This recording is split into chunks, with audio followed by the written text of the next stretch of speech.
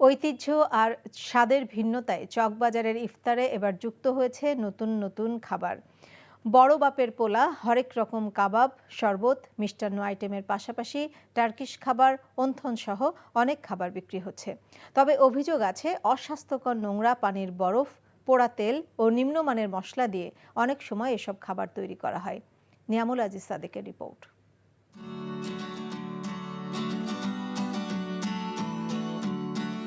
চকবাজারের মূল আকর্ষণ হারিয়ালি, শাহী, শিক ও সুতি কাবাবের মতো মুখরোচক খাবার। খাসির লেগ পিস, আস্ত মুরগির রোস্ট, মুরগির মাসাল্লাম অথবা কোয়েল পাখির রোস্টও বিক্রি হচ্ছে।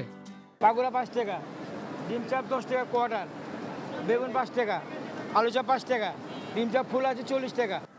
মুরগির আচারি পোলাও, ঝাল মাংসের আইটেম বিক্রি হচ্ছে দেদারসে। ফাঁকি মশলা, আপনার দারচিনি, এলাচি, এগুলো ন্যাচারাল যে মশলাগুলো আছে এগুলাই, কোনো কালার নাই, কোনো মেডিসিন নাই।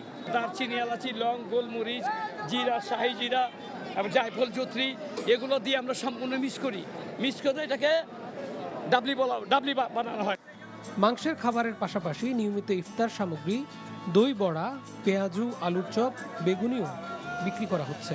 একই সঙ্গে হরেক ফলের ফালুদা, পেস্তা ও বাদামের শরবত কিনছেন অনেক ক্রেতা। আমি শরবত বেচি, পেস্তা বাদামের শরবত, দই বড়া, টানা পরোটা, ফালুদা, জর্দা।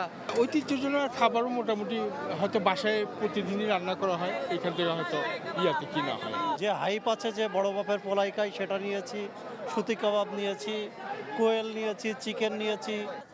এইসব ঐতিহ্যবাহী খাবারের মান নিয়ে প্রশ্ন আছে। অভিযোগ আছে পোড়া তেল ও নোংরা বরফ দিয়ে খাবার তৈরি করছেন অনেকে। তবে এসব অস্বীকার করছেন তারা। না না না, মাছের বরফ দিলে তো হইব না। আমরা তো খাই এই যে সরি কাটে এই তেল আমরা খাইবার লিয়া যাই, তো ভাগযোগ করে লিয়া যাই।